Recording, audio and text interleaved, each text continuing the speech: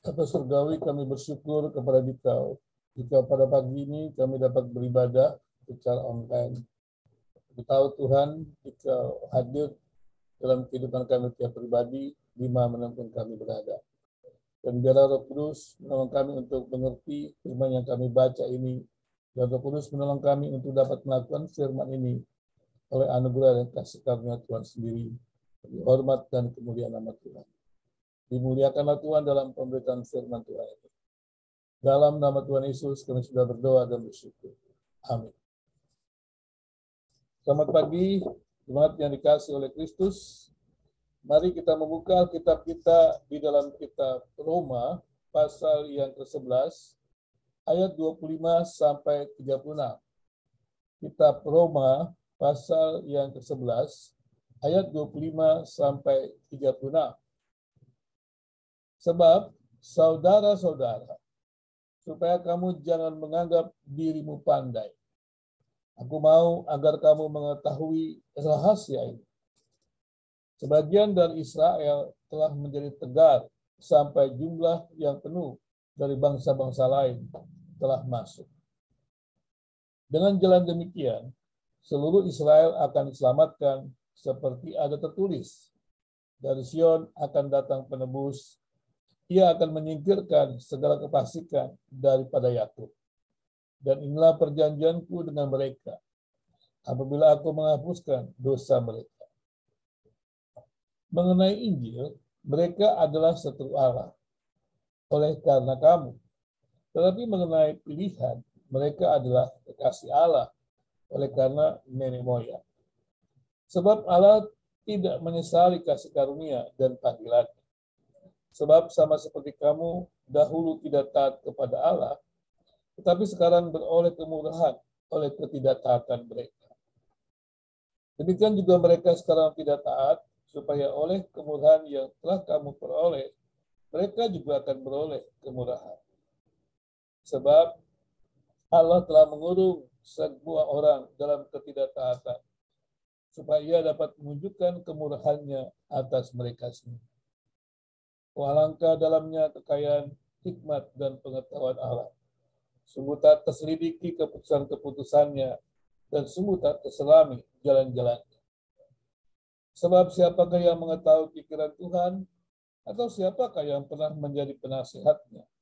Atau siapakah yang pernah memberikan sesuatu kepadanya sehingga ia harus menggantikannya? Sebab segala sesuatu adalah dari Dia dan oleh Dia dan kepada Dia. Bagi Dialah kemuliaan sampai selama-lamanya. Jemaat yang dikasihi oleh Kristus, kitab Roma ini sangat jelas menjelaskan tentang Injil. Maksudnya menjelaskan tentang Injil, Injil yang mana? Injil adalah peristiwa kematian dan kematian Yesus di kayu salib untuk menebus dosa manusia. Injil adalah berita anugerah Allah, yaitu rencana Allah untuk menyelamatkan manusia berdosa, mengampuni manusia berdosa, membenarkan manusia berdosa melalui pengorbanan Kristus di kayu salib yang dijanjikan Allah sejak manusia jatuh di dalam dosa.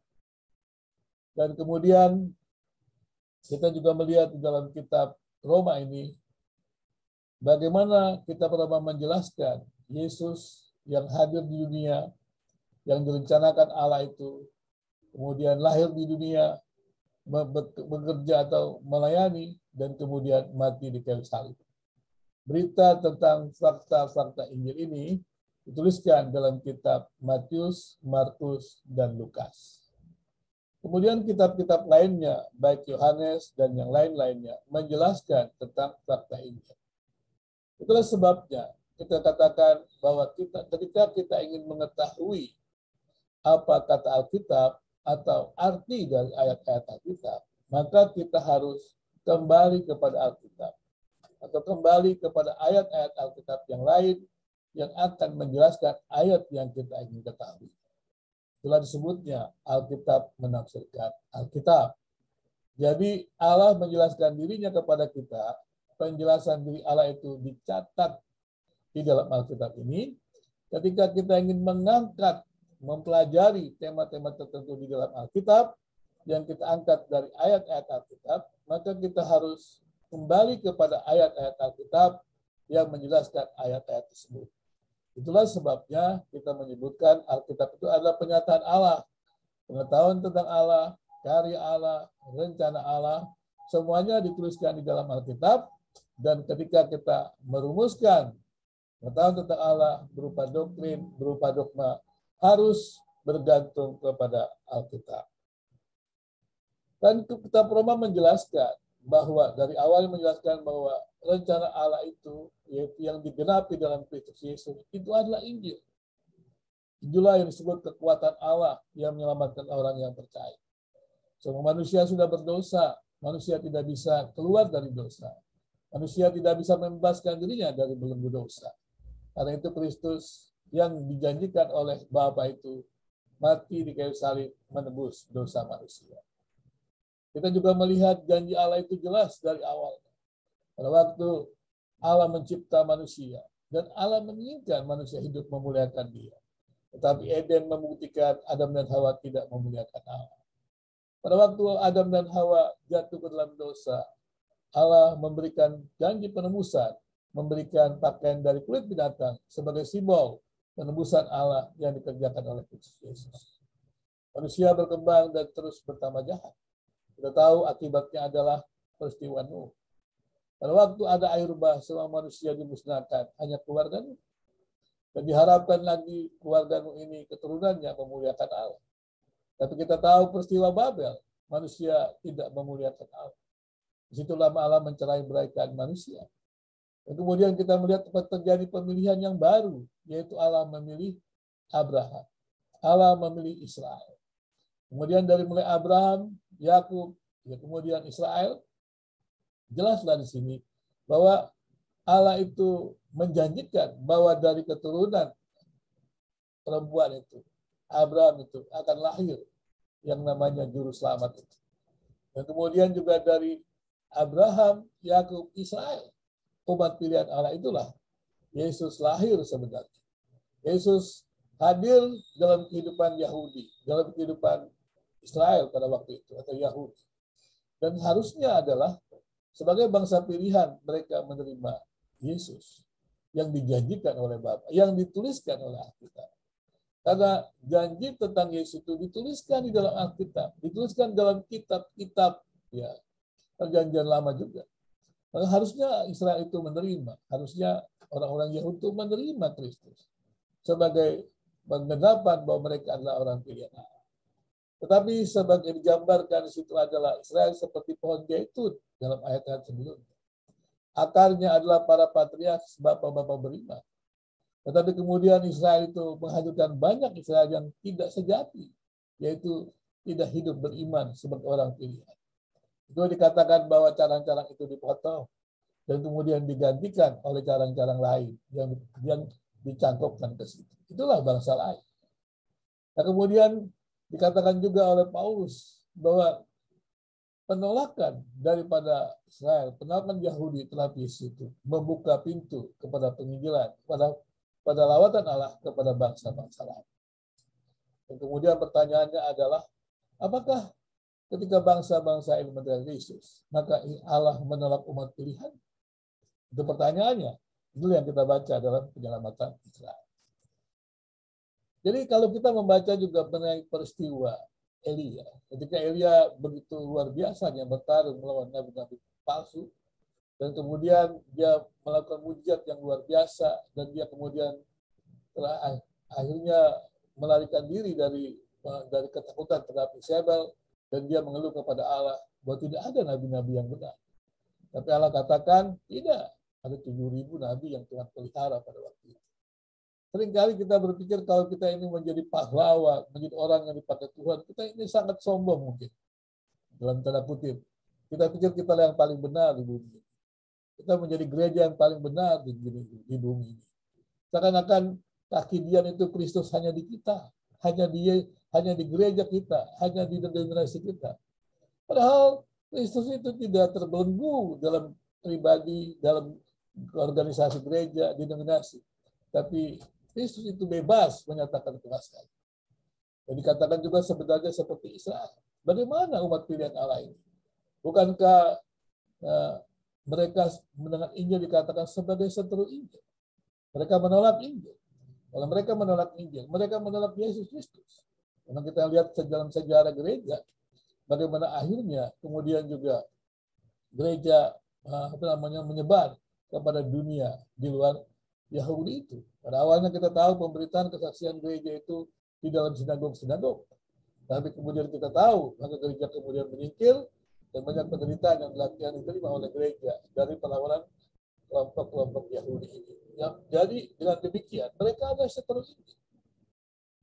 Nah pertanyaannya bagaimana umat pilihan Allah ini? Apakah Allah menolak mereka? Apakah tidak ada lagi Israel yang betul-betul percaya kepada Tuhan? Tadi saya katakan bahwa keluhan Elia bahwa dia adalah satu-satunya nabi yang benar, Allah katakan dalam Alkitab tidak benar. Tuhan memelihara. Demikian juga Israel. Memang bangsa itu menolak Yesus, tidak menerima Yesus. Tapi bukan berarti semua orang itu tidak menerima.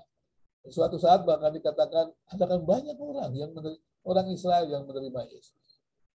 Jadi sebenarnya kalau umat pilihan itu, ya umat pilihan Allah itu dipilih oleh Allah, bukan berarti pilihan Allah itu gagal. Tetapi orang-orang yang menjadi pengikut rating itu bisa saja gagal. Tapi pilihan Allah tetap berlaku. Drama kasih karunia Allah yang memilih umatnya untuk menyelamatkan dunia itu tidak pernah gagal. Rencana itu tetap berjalan. Seperti juga rencana penyelamatan manusia melalui pengorbanan Kristus di kayu salib. Iblis pun tidak bisa menghalangi karya kematian Kristus di kayu salib.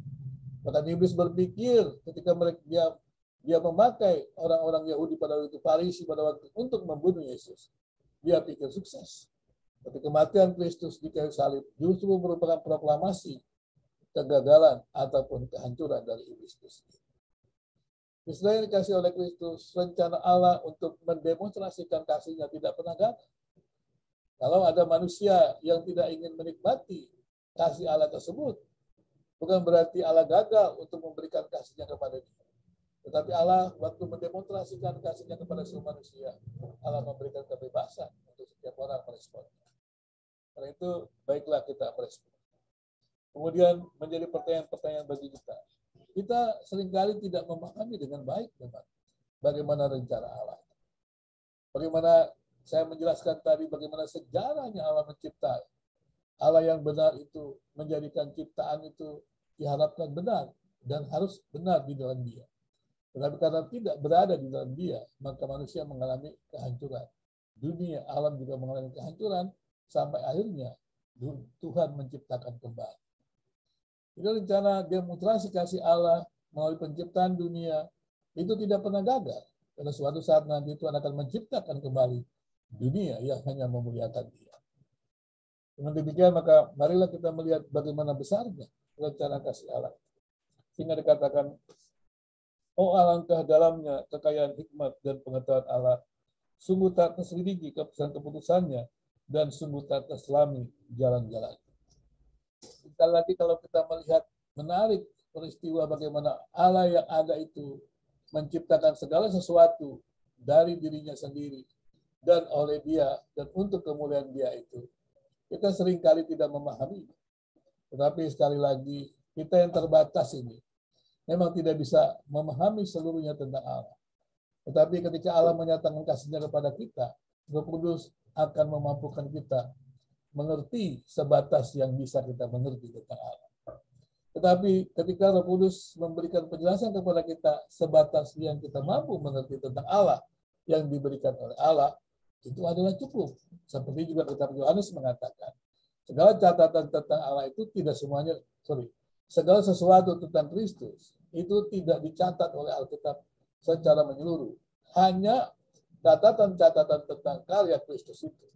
Kehidupan Kristus, fakta-fakta Injil itu cukup untuk orang menjadi percaya. Dan penjelasan-penjelasan Alkitab yang mengenai Injil itu cukup orang untuk menjadi percaya. Jadi sekali lagi, jemaat yang dikasih oleh Kristus. Sederhananya kita mesti melihat bahwa memang betul menurut sejarah besarnya bahwa Allah mengasihi semua manusia. Allah mengasihi Israel. Allah mengasihi bangsa-bangsa bukan Israel. Dan keselamatan tentu diberikan Allah kepada semua bangsa. Kepada semua bangsa. Bukan hanya bangsa tertentu. Demikian juga kalau kita bersyukur bahwa kita menerima Kristus. Itu juga karena kasih Kristus. Ketidaktaatan bangsa Yahudi membuat kita bangsa-bangsa lain menerima Kristus. Kemudian pertanyaannya, apakah ketaatan bangsa Yahudi akan berdampak jauh lebih positif? Betul. Karena Allah memilih Israel itu untuk membawa kemuliaan Allah kepada seluruh dunia. Bukan hanya untuk bangsa pilihan, tetapi untuk membawa kemuliaan Allah kepada seluruh dunia. Nah, kalau kemudian Israel itu kemudian berbalik menerima Kristus sebagai bangsa, maka itu berarti adalah membawa semua orang untuk kemuliaan Tuhan. Dampak positifnya besar. Jadi selalu saja, setiap kita juga, jika kita menerima Kristus, kita hidup di dalam Kristus, harusnya kita memberikan kontribusi yang besar. Jadi dengan demikian, bangsa-bangsa yang ada, yang mengabdikan kepada Kristus, yang hidup dalam kemuliaan Kristus, bangsa-bangsa itu menyatakan kemuliaan Allah, memberkati. Demikian juga bangsa kita harusnya demikian. Kita berharap bangsa Indonesia ini menyatakan kemuliaan Kristus. Nah, ketika bangsa kita menyatakan kemuliaan Kristus juga dinyatakan kepada bangsa-bangsa lain. Nah, sekali lagi kembali kepada Israel. Apakah mungkin Allah meninggalkan bangsa pilihannya? Tentu saja tidak. Seperti juga Allah mengasihi semua manusia. Karena manusia di dalam Adam berdosa itu, Allah membenarkannya di dalam Kristus.